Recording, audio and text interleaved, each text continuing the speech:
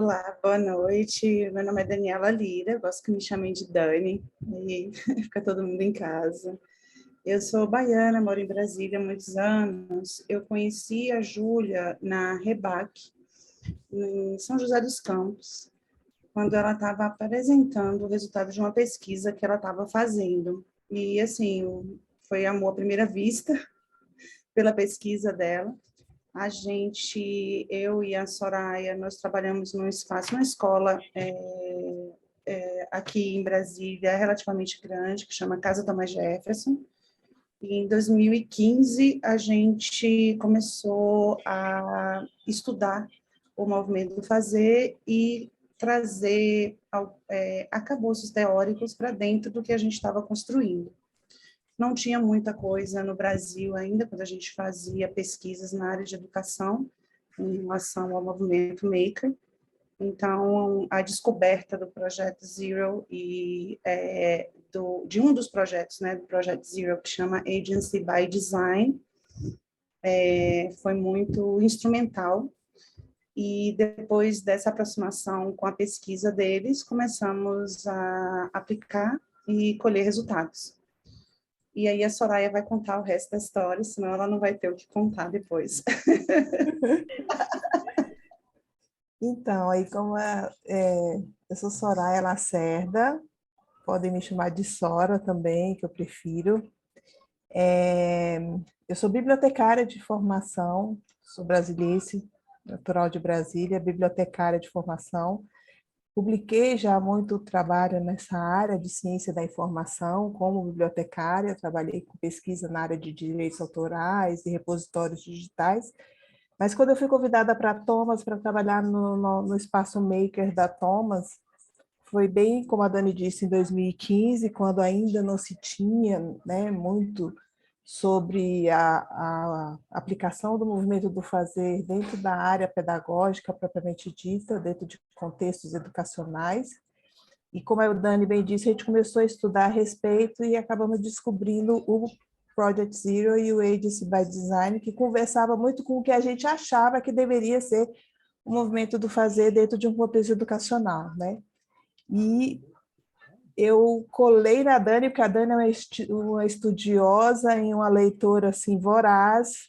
Ela aprendo muito com ela todos os dias, né? E nesse colar aí para estudar junto, a gente acabou usando muito do arcabouço teórico do Project Zero dentro dessa aplicação do aprendizado centrado no fazer e de tornar esse aprendizado visível, né? Testando no nosso contexto e na nossa ambiência, nas nossas experiências educacionais e tudo mais.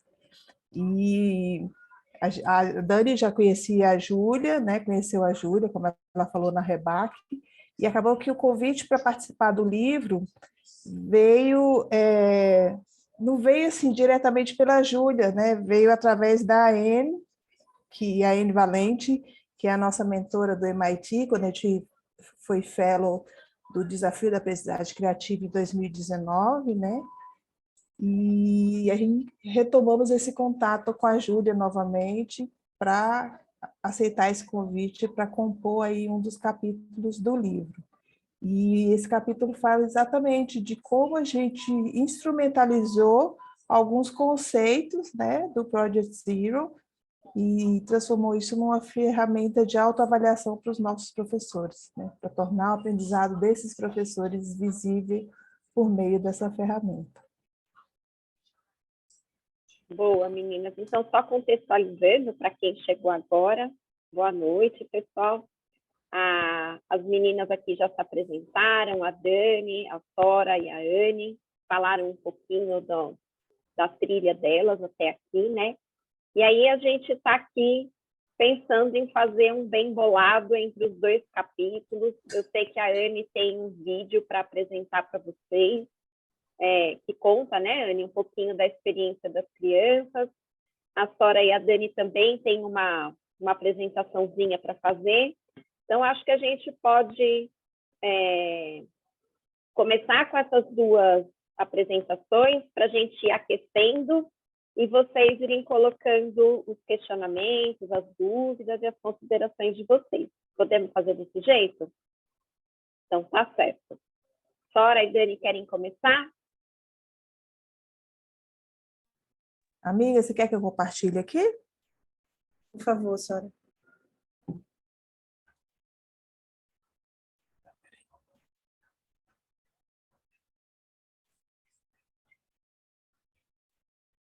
Eu compartilhando aqui, eu não vou conseguir ver o bate-papo. Então, se tiver alguma pergunta, por favor, nos ajudem aí. Ah, eu vou ajudando vocês. Pode deixar. Ótimo.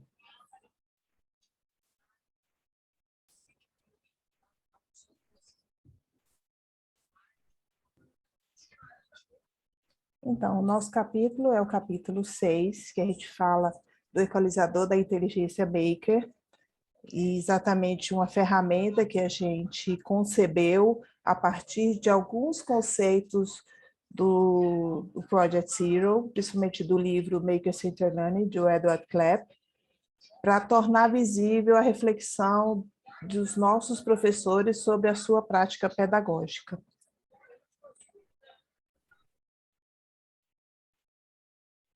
Como a gente falou, a gente se inspirou muito nas pesquisas do Project Zero, principalmente aquelas voltadas para o Maker Center Learning, para o aprendizado centrado no fazer, e principalmente usamos muito esse livro aí, o Maker Center Learning Empowering Young People to Shape Their Worlds, que traz bem esse arcabouço teórico do que eles já vinham concebendo nesses anos de pesquisa que eles desenvolveram, né?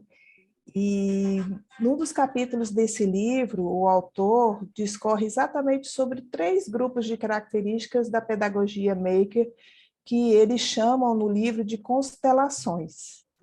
Isso bem no comecinho do livro, né, Sora? Exatamente, bem no comecinho do livro. Se eu não me ele- engano, o capítulo 2 do livro, né? Ele faz uma leitura do que era o movimento fazer 8, 10 anos atrás, nos Estados Unidos, que tinha uma narrativa que o movimento fazer vinha para aquecer a economia e aquecer a educação STEAM, né? E colocar o jovem com mais facilidade no mercado de trabalho. E o movimento fazer estava assim muito vivo nas ruas, e esses pesquisadores decidiram estudar o que era esse movimento fazer na educação. E observando várias salas de aula, logo no comecinho do livro, ele fala de um approach, né, um método que eles usaram para quando eles entravam nessas salas de aula, né, para fazer essas observações. E isso inspirado em um filósofo de 1969, quando foi feita alguma coisa parecida, mas para o estudo também do Project Zero, do que era arte, né, e como estudar a arte em ambientes educacionais. Lá ele fala que eles começaram a observar esses educadores e eles perceberam que muita gente queria colocar assim, não, isso é uma aula maker ou isso não é uma aula maker, e não era a intenção deles, eles queriam simplesmente estudar as características. Ao estudar essas características sem a intenção de nomear o que é uma aula maker ideal para as pessoas se espelharem, eles identificaram essas 3 constelações que a Sora aponta. Isso está entre a página 9 e 11 desse livro aí. Essas 3 constelações, elas têm características muito comuns com o que a gente estava experienciando lá, no nosso espaço, né? Sora, você pode passar o slide, por favor, amiga? Essas 3 constelações, né, que eles falam, a maioria das aulas makers que observamos tem, em algum grau, umas mais, outras menos, são a primeira, a de comunidade. Então, eles identificaram que o educador maker, os espaços makers, eles têm um senso de comunidade, de aprender junto, aprender um com o outro, de compartilhar, né? De não sabe, procura alguém que sabe, trazer um expert, né? Para ajudar. Eles tinham características também que eles chamavam da constelação de processos, que a gente traduziu para aprendizagem. E eles também identificaram características comuns nesses espaços em relação à ambiência, ao ambiente, né, onde essas aulas eram ministradas. Então, partindo de perguntas como quem são os professores, quem são os alunos, como são as salas de aula, como são os materiais, como são os tipos de prática, eles chegaram aí a essas 3 constelações. E aí veio a... Pode completar, Sora. Não só lembrando que aí eles descrevem essas características de cada uma dessas constelações como se fossem sintomas do que essa aula deveria ter. E aí ele remete, inclusive, esse filósofo Nelson Goodman, à questão da abordagem de sintomas, ou Symptoms-Based Approach, em que não é simplesmente que a abordagem de sintomas lá da medicina, ele faz um paralelo que não é somente um sintoma que define uma doença, mas um conjunto de sintomas é que faz com que o médico consiga fechar um diagnóstico e definir que doença seria aquela por esse conjunto de sintomas. Por isso que ele usa essa parte da questão das constelações como sendo um conjunto de sintomas que uma aula maker deveria ter, né? Por isso que a gente remete a essa questão da abordagem dos sintomas. E aí essa pergunta é muito interessante. E por que o equalizador, né? Por que a gente deu esse nome para a ferramenta, né? A gente começou atendendo os professores, né, e tentando ajudar os professores a trazer a aprendizagem mais experiencial para a sala de aula. A gente percebeu a necessidade de deixar tudo isso mais evidente. O que é uma aula maker? E, mais importante que isso, como que a minha reflexão a respeito de uma aula pode impulsionar a minha melhora, né? Então, a próxima vez que eu for dar essa aula ou nas próximas aulas. Então, a gente queria uma ferramenta que tivesse que fosse um resumo visível do que é a abordagem, né, do Maker Centered Learning, da abordagem Maker, e que fosse fácil para o professor fazer esse retrato, e com isso refletir, e com isso ir melhorando, né, sem se preocupar minha aula é Maker ou não, indo muito com o espírito Maker, a gente vai aprendendo fazendo, vai aprendendo à medida que as coisas vão acontecendo.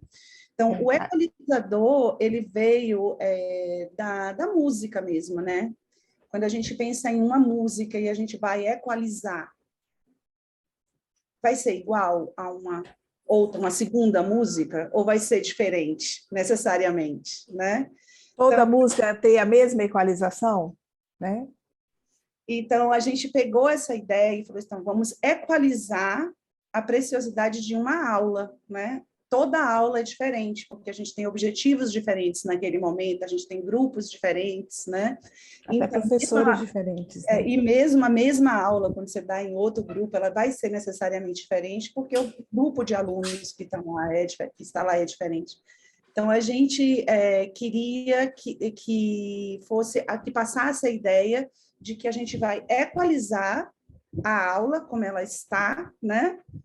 Para sentir a essência dela, e depois, em cima dessa reflexão, eu posso ir, melhorando, aperfeiçoando a minha prática, se essa for a minha meta. Ou muitas das vezes até tuning down a little, né? Diminuindo um pouco aquela equalização, porque às vezes seu plano de aula foi too much, foi muito... foi além do que aquela turma, às vezes, tinha condições de explorar. Então, às vezes, você precisa de dar uma diminuída nessa equalização em algum aspecto, ou melhorar essa equalização, aumentar essa equalização em outro aspecto, para ajustar de acordo com cada turma. Né? Vamos lá, senhora, dar uma olhadinha aí nessas... Bora, nas constelações. Isso. A primeira, então, assim, quando a gente olha e observa, né, essa imagem, o que é que vocês estão vendo por aí?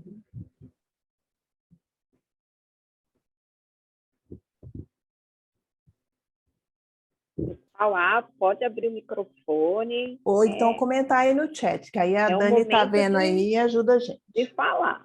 O que é que vocês estão vendo, pessoal? Quais são as características dessa primeira constelação, que é a constelação comunidade, né?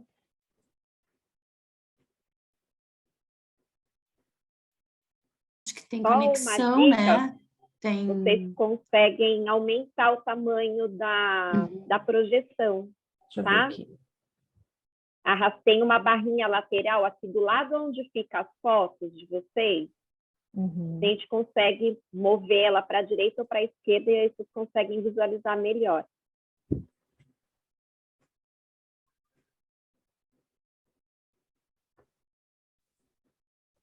Então, alguém comentou alguma coisa aí no bate-papo, Dani? Não, Sora, tão tímido. Mas Tão tímida? Não, então, eu estava pensando... Então vamos lá. Escutando?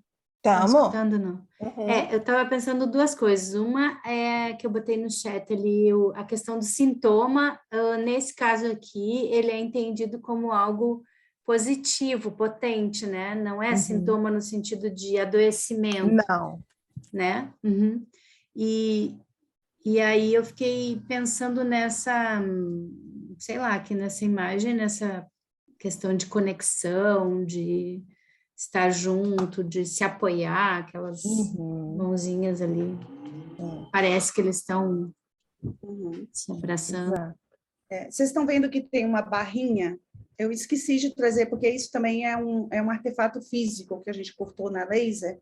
E aonde tem essas barrinhas, a gente fez vazado, aonde você pode, né, como se fosse um equalizador, ir puxando para a direita ou para a esquerda. E o que a gente legal. fala é o que está do lado esquerdo, ele é basilar, né? Então, toda aula deve... Não é negativo, tá? Não é necessariamente negativo, né? Então, o aprendizado individual, toda aula precisa um momento onde o aluno vai pensar sozinho, vai anotar, vai acessar, né, o seu esquemeira, o seu conhecimento prévio, né, para depois falar em pares, né? Então, existe isso. O problema seria, ou será, quando toda vez que o professor for refletir sobre a aula, essa barrinha estiver sempre na esquerda, o aprendizado for sempre individual, né? E nunca caminhar para o colaborativo. Exatamente. Então, na constelação de comunidade, o que se observou? Que geralmente o aprendizado, além de individual, ele também é coletivo, ele é colaborativo. Existe a ideia de que o aluno aprende com os outros alunos, com os instrumentos, com a internet, com os tutoriais, né? Então, uma pessoa ensina basilar, várias pessoas ensinam, você pode trazer um expert, né, um especialista para ajudar, um outro professor, uma outra turma. A terceira, né, característica dessa constelação, a integração de múltiplas habilidades, então, na esquerda, uma habilidade somente, mas para a direita, né, duas habilidades ou mais sendo trabalhadas, né, ao mesmo tempo, ou seja, o cérebro mais aceso, diversas áreas do cérebro mais acesas, né, porque você está ali lidando, não com uma aula de inglês, por exemplo, não só com a língua, mas você está construindo também, você está mexendo, você está preparando um resumo, você está observando, você está ensinando, e há uma inclinação muito grande para compartilhar. Então, você cria alguma coisa, um artefato, um objeto, um artefato digital, e para compartilhar não só com o professor, que muitas vezes acontece, mas com mais pessoas, com audiência maior, né? Então, isso aí é a primeira constelação, né? E aí as pessoas vão equalizando de acordo com o que aconteceu, né, na sua aula. Ou seja, essa comunidade está relacionada essencialmente com a colaboração, com o aprendizado bem horizontal, combinação e uso de habilidades e competências diversas, né? E a disposição para fazer o compartilhamento unilateral ou em rede, realmente. Isso. A segunda constelação, vou acelerar um pouquinho. Troca isso, Sora. Isso. No livro, eles chamam de processos, a gente traduziu como aprendizagem, né? Então, eles identificaram uma aprendizagem movida pela curiosidade, ativa e autêntica, com as suas variações. Movida pela curiosidade, o aprendiz está passivo, né? Está paradinho ali, só recebendo a informação e anotando, ou um aprendiz engajado. A aprendizagem ativa, um aprendiz guiado, passo a passo. Às vezes, em aulas maker, você vê, não, você vai, segue o tutorial, todo mundo seguindo o tutorial e fazendo o mesmo projeto do mesmo jeito, né? Ou um aprendiz autônomo, aquele que investiga, pesquisa, deduz, né? E na aprendizagem autêntica, a gente, às vezes, em aulas maker, né, ou mais experienciais, a gente pode dar um desafio hipotético, né? E o resultado também ele é uma representação de uma solução, ou ele é um desafio real com uma solução concreta, né? Então, isso aí é uma outra maneira de que você pode olhar para essa constelação aí de aprendizagem. Ou seja, essa constelação está totalmente relacionada ao processo, como está em inglês, de aprendizagem, como a gente traduziu, de uma forma geral, relacionado à motivação intrínseca para essa aprendizagem, ou a forma como a experimentação se dá, como a prototipagem rápida, ou o estímulo até para o acerto e por erro se dá durante qualquer experiência de aprendizagem maker. Meninas, a Lloyd perguntou se quem modula é o próprio professor após a aula. Ele pode tanto modular antes, enquanto ele está planejando, modulando como ele quer que essa aula seja, e aí ele modula, eu quero que esse momento seja mais ativo ou mais individual, e aí ele planeja a aula e no final ele pode refletir sobre a aula dada para ver se essa equalização prévia se deu realmente, ou ele também pode ter isso como uma ferramenta de feedback até, para um avaliador da aula dele avaliar e a aula dele por meio desses critérios e trabalhar o feedback com esse professor. Tá. A Cristiane está com a mão levantada também, a Cristina.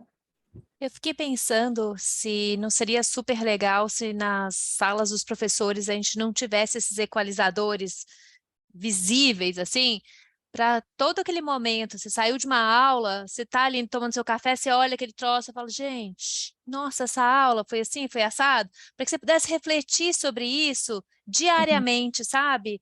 Porque é lógico que ia ser sensacional se você já tivesse isso e toda aula você fizesse, mas nem sempre é viável. Mas se tivesse ali na sala dos professores, aquilo ia estar na sua frente, né? Você acaba querendo ou não, olhando e já refletindo. Eu achei demais, assim, eu achei sensacional, já entrei, já vi o negócio, é muito bacana, é muito bom para você refletir sobre o seu ensino mesmo, desde o planejamento até realmente depois. Eu achei sensacional, assim, para a gente pensar. Teve um professor que veio fazer a certificação de educação maker, de educador maker conosco, que ele fez grande e colocou na sala de aula dele, e ele foi construindo esse hábito, né, com os alunos, né? Com então, os próprios alunos. Na aula, ele vai construindo essa gramática e esse vocabulário necessário, né? Isso é muito interessante também. Eu ainda não fiz com alunos, né? A gente usa mais com professores ou com oficinas que a gente planeja e ministra, né? Tanto para planejar antes do planejamento quanto depois. Mas eu achei uma ideia muito sensacional, né? De tentar... Essa de ter na sala dos professores é ótimo. Adaptar para usar com os alunos, né? No final tem uma surpresinha para vocês aí, mas aí tem a ver com isso que a Cristina falou, inclusive, tá? Eu tenho uma pergunta também. A escola de vocês pensou em fazer uma coisa parecida para outras disciplinas? Tipo, sei lá, ter um equalizador da matemática, como deveria ser, ou da aula de ciências, ou sei lá. Recentemente, engraçado você falar isso, porque recentemente a gente começou a perceber que não outra disciplina, porque nós somos um centro binacional, nós não somos uma escola regular, né? Nós somos um centro binacional que ensinamos inglês.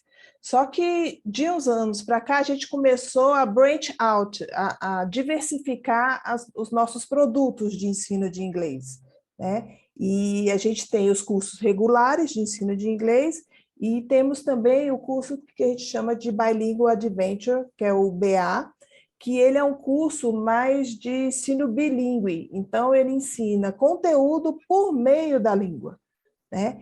E a gente sentiu a necessidade de desenvolver um equalizador para essa professor específico do BA, porque ele tem um perfil de ensino diferente do professor regular, né? E, inclusive, hoje a gente teve um workshop de formação para esses professores, né, Dani? A Dani trabalhou muito nesse novo equalizador para os professores do BA, que não é exatamente uma disciplina, mas é uma forma, é um formato diferente de ensino, né? Pode falar um pouco dele, Dani? Sim, a gente, no BA, você pode voltar, Sora, nesse curso bilíngue, né, no Bilingual Adventure, essa parte de aprendizagem, porque a gente usa uma abordagem chamada CLIO, que é Content Language Integration, né? Ele é o conteúdo e a língua juntos, integrados, e a gente precisava de mais passos nessa aprendizagem, né? Então, seguindo a metodologia, né, a abordagem do CLIO. Então, a gente fez um bem casado, né, para trazer aí, para detalhar mais um pouco essa parte aí da aprendizagem, seguindo ali os passos que o professor precisa ter, né, começando pela experiência, depois o primeiro passo, né, o primeiro estágio, depois o segundo, de gestão de símbolos. Então, ali a gente teve que, a partir disso, né, trazer mais para a realidade do professor desse curso, né? Ou seja, é possível, sim, se fazer algo tomando esse fio condutor aí das constelações, né? E a própria forma como a ferramenta do equalizador é estruturada, e você adaptar isso para um outro contexto, tá? Alguma outra pergunta? Acho que por enquanto não. E peraí, Sora, a última... a última constelação. Isso. Então, espaços não são espaços físicos, né? Somente, são ambientes, né? E são 3 características dessa constelação: os espaços flexíveis, abertos e acessíveis, baixa acessibilidade, flexibilidade ou alta acessibilidade e flexibilidade. E a acessibilidade tanto para pessoas com algum tipo de necessidade, né, ou especial, mas também acessibilidade a ferramentas, ao material, a própria arrumação do espaço, né, como é que está esse acesso a essa tecnologia e aos materiais disponíveis, ricos em mídias e ferramentas, oferta, né, pequena, oferta ampla, e o ambiente, se ele é unidisciplinar ou se ele está caminhando mais para um ambiente transdisciplinar, né? Você vê aí várias pontes construídas, né, entre esses componentes curriculares. E é isso, o equalizador, né, assim, muito rapidamente, convido que vocês leiam o capítulo, o livro todo, mas especialmente se quiserem, né, entender um pouquinho aqui mais esse equalizador. Detalhes. Yes. E a Sora colocou aqui o aplicativo que está aí, recebeu uma carinha nova, ele está interativo, os professores conseguem equalizar a aula e guardar esse material, né? E como se fosse uma memória, né, de uma forma digital, fica no bolso, né, para quem não tem isso físico ou no papelzinho, tudo para facilitar mesmo e para avançar um pouco, né? Quando saiu o livro, a gente não estava com os aplicativos prontos ainda, né? Mas o aplicativo saiu um pouco depois. Mas vocês podem usar à vontade, ele é aberto, gratuito, tanto para iOS como para Android. Ele está também em português e em inglês, então para quem tem escola bilíngue aí e quer experimentar com seus professores, dá para usar ele em inglês também. Você pode baixar, salvar a sua equalização para depois conferir, pode compartilhar ela com outros colegas. Uhum. Então, assim, se vocês quiserem brincar, né, testar aí um pouco, fique à vontade e a gente adoraria receber feedback. Eu acho que está todo mundo aqui, ó, tique-tique no celular que já está baixando. Legal. Ou quiser adaptar, né, para um outro contexto, como acabamos de fazer, e vamos fazer novamente, porque a Thomas agora tem também uma escola regular, uma escola bilíngue, a One School, né, acabamos de inaugurar, então, de novo, nós vamos precisar adaptar para esse contexto. Então, fiquem à vontade para adaptar e depois compartilhem com a gente, que a gente vai ficar feliz em saber. Ele está sob licença Creative Commons, tá? Só que ela é não comercial e qualquer adaptação a gente pede que seja disponibilizado com a mesma licença, também aberto, também não comercial, que a ideia é muito essa de compartilhar com todo mundo, citando a autoria, então podem ficar à vontade. De levar isso para o mundo, né? Exatamente, a ideia é essa. E também tem, né, lá no finalzinho do capítulo de vocês, meninas, tem um QR Code que leva para uma trilha de aprendizagem, né? Isso, exatamente. Ainda está disponível lá na... Tá, que é o curso de rotinas de pensamento. Isso, ele lá na página. Ele é um curso perene, ongoing, ele tem também em inglês como em português, e ele é um curso assíncrono, então você pode fazer no seu tempo, no seu ritmo, devagarzinho, explorando as atividades com calma, sem pressa. Foi um curso que a gente escreveu em 2020 com um pesquisador do Project Zero. Isso, né? O Nico Chen. Nico Chen, né? Então ele trouxe aí uma grande colaboração, muito poético, é um curso que eu recomendo, né? Gosto bastante do trabalho do Nico Chen. Eu também, né, eu gosto muito, porque ele conseguiu desenvolver o curso de forma que você, inclusive, vê o uso de rotina de pensamento de uma maneira que poética, exatamente, que você pode usar com disciplinas diversas, você vê a aplicação das rotinas, né? Então, assim, a gente gosta muito desse curso exatamente por causa disso, porque ele traz uma visão dessa forma diferente de usar as rotinas de pensamento. E é isso. Eu fiquei com uma pergunta. A gente vai falar depois as perguntas? Ou a gente... Fica à vontade. Pode ir. Eu fiquei com uma dúvida com relação ali à aprendizagem, tá? Quer que eu volte o slide? Eu estou olhando aqui na webpage. Mas eu fiquei com uma dúvida com relação ao último ponto ali da questão do autêntica. No caso, o professor, ele vai verificar a autenticidade daquela aprendizagem porque o estudante, sei lá, criou situações autorais. Como é que a gente modula isso? Não sei se vocês puderem falar um pouquinho mais disso. Porque a aprendizagem ativa, movida pela curiosidade, eu acho que são coisas bem explícitas, assim, que a gente consegue. Esse é o ponto que a gente sempre tem que explicar um pouquinho mais, né? Então, hoje, por exemplo, a gente fez uma oficina, né? E essa oficina, eles estavam aprendendo a técnica japonesa de costura, né, de papel, para criar o seu equalizador da inteligência do curso, né, que eles estão ministrando. Então, eles tinham um desafio real e eles criaram uma solução concreta, né? Eles conseguiram customizar, aprender a costura e customizar para aquilo, para a vida deles, e levar aquilo com eles. Esse é um exemplo de um desafio real, uma solução concreta. Um outro exemplo parecido é quando a gente fez, uma semana atrás, o Mecathon de Tecnologia Assistiva. A gente recebe alunos da rede pública, são 5 grupos, em cada grupo tem um aluno da escola com algum tipo de deficiência visual, que senta com outros colegas e um facilitador que não tem nenhuma deficiência visual. E juntos, através do Design Thinking, eles estudam os desafios e eles criam um protótipo real, que essa pessoa com desabilidade vai levar para a escola, né?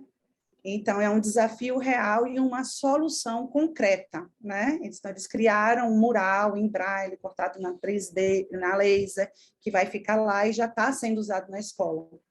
Às vezes, a gente faz uma provocação, né, para um grupo de alunos e fala, poxa, a água no planeta não vai acabar, não está suficiente, como que a gente poderia?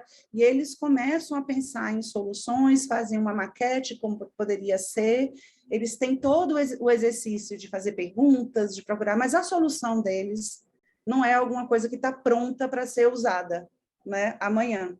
É uma ideia, é um protótipo.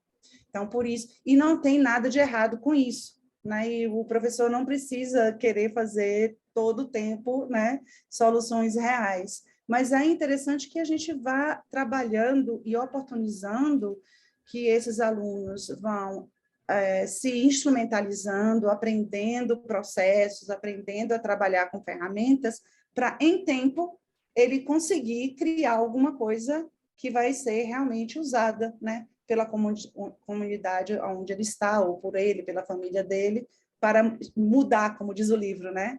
Shape their worlds, né? Mudar a cara do nosso mundo, né? Mesmo que seja o nosso pequeno mundo, o nosso pequeno universo. E é isso, a gente sempre tem que explicar isso, né, Sora?